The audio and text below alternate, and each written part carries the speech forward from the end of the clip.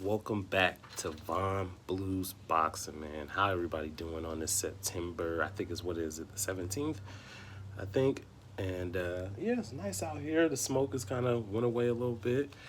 And yeah, so yesterday on the video I was talking about, I did some film study on Charlo and Jason Rosario, and so I, you know, with time I'll start having like edit videos, like videos of them doing that, but I just be a little worried about it because I know YouTube be giving people strikes. They be taking down your videos, like if you use like certain footage of the fighters fighting and stuff like that. So it's kind of like hard to do that. You know what I'm saying? So, but another thing is, if anybody's out there, man, that edits and stuff like that, videos and stuff, hit me up. Send me a message on my YouTube. Some page channel to send me a message or something like that, and we can sit down and talk prices and stuff. And because I want to do some certain videos where I think I need some editing and stuff like that to it. So what I want to talk about, what I've learned from the film study, and it's just my opinion. It doesn't mean that I'm necessarily 100% right about these things, or because I don't pretend to act like I know everything about boxing. I don't pretend to act like I'm some kind of guru or mastermind of the sport or anything like that. I just from what I saw from my two eyes and watching the film and stuff like that. And so first thing I'm going to get off is I'm going to talk about the last three opponents that these guys, Jason and Jamel, had. So I'll start with Jamel Charlo. His last three opponents was Tony Harrison. Tony Harrison, that was the second fight against him, Jorge Cota, and Tony Harrison won. So those were the three fights that Jamel Charlo just had. Then Jason Rosario, his last three opponents was Julian Williams, Jorge Cota, and Mark Hernandez. So that's the last three opponents that Jason Rosario fought. So from what I've seen in all those fights, I was looking at, I wanted to see what they do really well, what they can work on, you know what I'm saying? And things that I think either fighter could try to use as using a strategy, or things they can try to exploit against each other in the fight. But I'll get more to that. So I'm just gonna keep it with the film study. So one thing I learned from, I'm gonna start with Jason Rosario's strengths and things he can work on from watching the last three fights, and then I'll tell you about what I've seen in those three fights and the things they did. So what I've seen from Jason Rosario, he's a good combination puncher. Yeah, he throws really good combinations. He has a good tight high guard. He keeps his elbows, protecting his ribs, and kind of trying to protect his liver and his kidneys and stuff like that. He tries to protect that. So he has a really good high tight guard. He what else did I put down where I noticed? He blinds the opponent with his left lead hand, because he fight, with his lead hand. He blinds the opponent with that. So he kind of like throws the jab towards like the face, center of the face, to kind of blind you so you don't see that right hand coming in, which people know about and stuff like that. Another thing I've seen with Jason Rosario, things that he does really well, he's a patient fighter. He doesn't just throw punches to throw punches. He throws punches to, he puts his punches. He's got good punching placement, and he's also a guy who throws punches for a reason. He's not just throwing it for volume or try to overwhelm an opponent. He's trying to throw it in, so he can land good sharp punches and hurt you, or, slow you down in the fight. Also, he works well behind the jab. That's the wrong one. Oh, and he mixes up his attack really well. Jason Rosario does a good job of mixing up his attack really, really well. So that's like some of the things he does really good from my point of view and from my eyes and opinion. Now, the things he can work on from what I've seen in the last three fights, but I'll talk about where he improved at, where in the Julian Williams fight, where he really, really improved. He squares up a little bit too much sometimes. That's just my opinion. He overextends his punches sometimes. You know what I'm saying? He has a tendency to step back and forth too much sometimes. You know what I'm saying? Sometimes Jason will just step in, step out, step in, step out, step in, step out. And sometimes his lead hand, what he throws his jab with, can sometimes get a little low. You know what I'm saying? He can bring it down a little low sometimes. And this is what I've seen in some of the three fights. But he did improve on some of these things. I'll get more to that into the video. And then sometimes he drops his hands low during exchanges. Like when he's exchanging with guys, his hands will get low and he won't bring his hands up. Sometimes he doesn't bring his hands up quick enough. Sometimes, just sometimes. Sometimes I see that with Jason. Like he don't get his hands up quick enough. You know what I'm saying? Sometimes he just, and the hands are low. You know what I'm saying? So that's just some of the things that I could say that Jason Rosario can work on. Some of those things that I've seen that he can work on. It would be better maybe if somebody who's a professional boxer or a trainer, they probably have a way better eye on this, but I'm just saying what I see. So I'm going to get into Charlo's strengths. Some of the things that Jermell Charlo does really well that I see. He has a good solid jab. He has a really good solid jab. It's not like out of this world, but it's a good jab. He knows how to put it on you. He knows how to place it in different positions, the sternum, the chest, the body, the chin. He throws it in good positions. He uses feints to create opens too. That's one thing that Jermell Charlo does. He'll feint from the outside and then he'll step in and get in and then hit you. You know what I'm saying? He does that. He will use feints to get it open. He doesn't do it a lot, but he does a good job when he does it. He circles away the wells from people's lead hands. Like whatever power hand you got, may it be the right or left, Jermell Charlo circles away from it pretty well. It's not like it's Superman footwork or super circling away from the punches or, using lateral movement or anything of that nature, like super out of this world, but he does a good job of it, but keeping himself out of too much danger. He's a good combination puncher. He puts his punches really well together. You know what I'm saying? He keeps his punches tight, very tight and stuff like that. He has a good guard too. He has a good guard. He keeps his chin tucked and he always keeps his hands, I think it's his left hand or his right hand. He always keeps it right close to the chin. He always keeps his hands up. And during the exchanges, he does that too. Charlo gets his hands up pretty quick, so he won't, you know what I'm saying? So, and he works well behind the jab. When he's able to establish his jab, he'll work well behind that. He'll start throwing all kinds of punches. He'll throw hooks, to the head, body, stuff like that.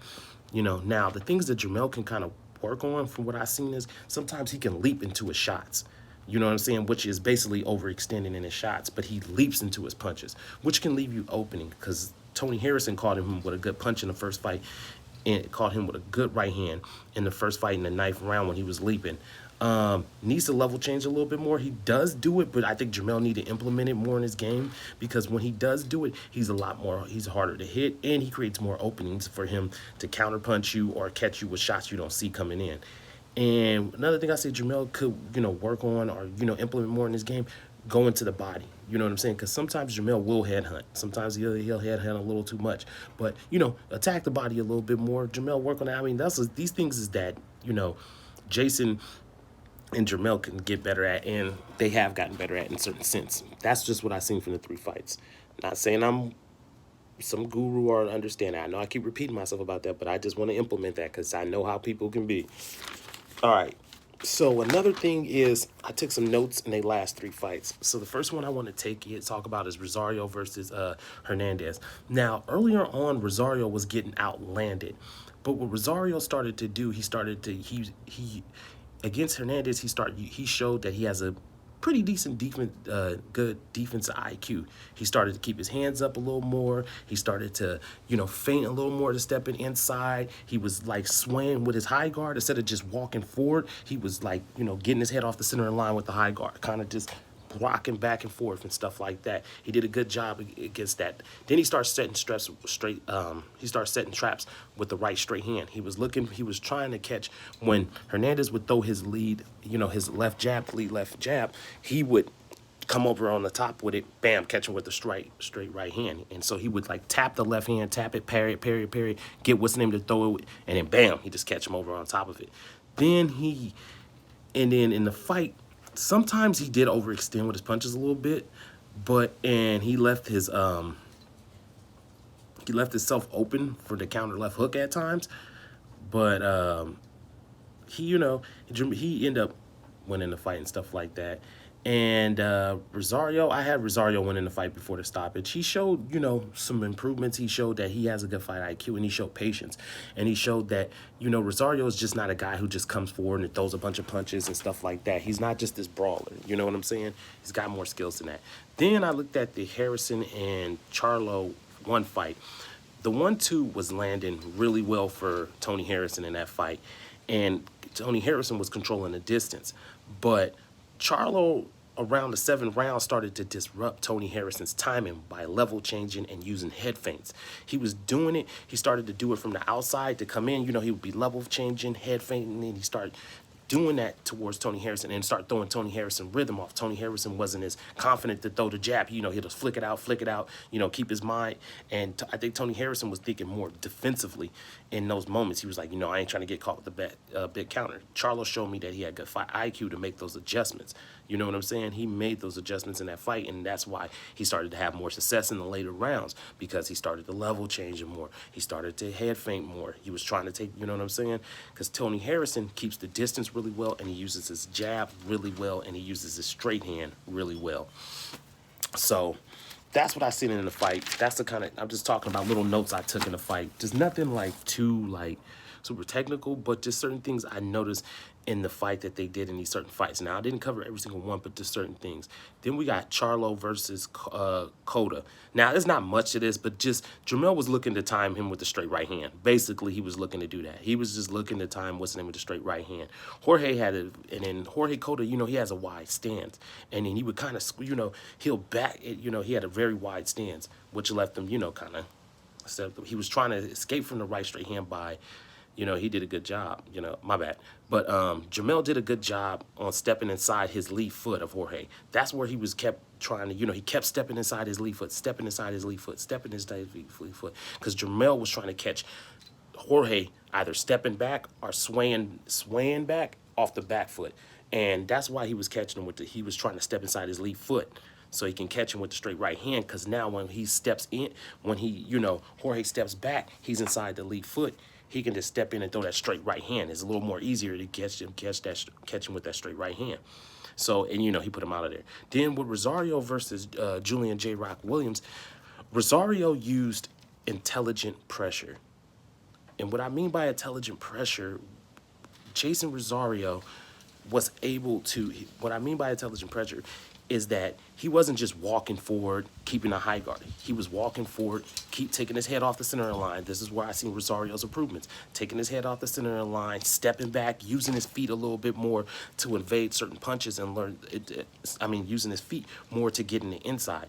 You know what I'm saying? Instead of just coming forward, throwing punches, trying to catch him with combinations and stuff like that, he used head feints, he used upper body movement, he used his jab to get inside, he took his time, and he was more patient with his pressure. And then another thing, Rosario was able to use that pull counter, right hand counter, very successfully. He used that really good. He was pull countering, oh man, he was pull countering J-Rock with some hard straight right hands. He was able to use that very well. Rosario also controlled the distance and the pace, as you've seen in the fight. He started to control the distance, he controlled the pace, he started putting himself in positions where he wouldn't get hit with big counters, but he would also be able to get it, you know, where he wouldn't get hit with too many hard, big counters, and he controlled the pace of the fight. And Rosario started to land uppercuts on J-Rock when he would level change. He would throw an uppercut to the body, he would throw an uppercut to the head. He would finish his combinations with that off, because he started to notice J-Rock would try to, you know, level change or duck under or duck from the punches and stuff like that. So he would catch him with that. So yeah, that's what I seen in that fight. So that's just little things I seen both fighters do in a couple of fights that I wanted to take notes on about that. And yeah, so I have a part 2 of this where I'm going to break down their keys to victory, and I'm going to break down where Jason improved at in his past 3 fights and where Jamel improved at in his last 3 fights. And yeah, and then I think maybe next week I will give my final prediction on their fight, and I also have one for Charlo and Sergey Devryanchenko. Some of the things that I seen from my opinion on film study and what I seen that they do well, and how the fight is going to play out with them. Well, I mean, you could tell that, but then again, you know, I'm just going to give keys to their victory, kind of the same thing I'm doing with here.